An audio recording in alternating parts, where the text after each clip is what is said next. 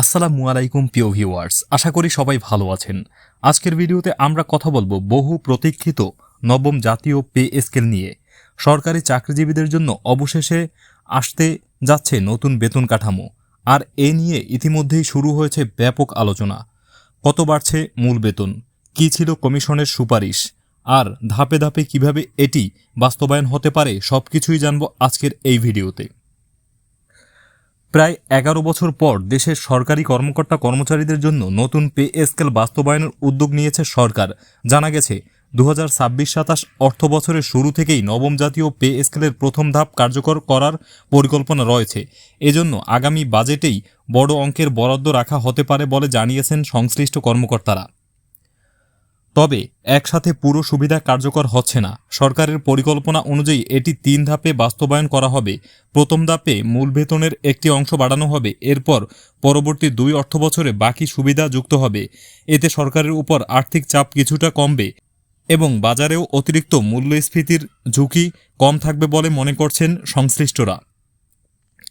জানা গেছে, প্রথম ধাপে সরকারি, আধা সরকারি, স্বায়ত্তশাসিত প্রতিষ্ঠান, বিচার বিভাগ ও বিভিন্ন বাহিনীর চাকরিজীবীরা তাদের নতুন বেসিক বেতনের প্রায় 50% সুবিধা পাবেন। দ্বিতীয় ধাপে 2027-28 অর্থ বছরে বাকি অংশ যুক্ত হবে, আর তৃতীয় ধাপে 2028-29 অর্থ বছরে অন্যান্য ভাতা ও অতিরিক্ত সুবিধা পুরোপুরি বাস্তবায়ন করা হতে পারে। এখন সবচেয়ে গুরুত্বপূর্ণ প্রশ্ন হচ্ছে, নতুন পে স্কেলে মূল বেতন কত হতে পারে? সাবেক অর্থসচিব জাকির আহমেদ খানের নেতৃত্বাধীন পে কমিশন সুপারিশ করেছে সর্বনিম্ন 20তম গ্রেডের মূল বেতন বর্তমান 8,250 টাকা থেকে বাড়িয়ে 20,000 টাকা করা হোক, অর্থাৎ নিম্ন আয়ের কর্মচারীদের বেতন বড় ধরনের বৃদ্ধি আসতে পারে। অন্যদিকে সর্বোচ্চ গ্রেডের মূল বেতন 78,000 টাকা থেকে বাড়িয়ে 1,60,000 টাকা করার সুপারিশ করা হয়েছে, অর্থাৎ উচ্চ পর্যায়ের কর্মকর্তারাও বড় অঙ্কের বেতন বৃদ্ধির আওতায় আসতে পারেন।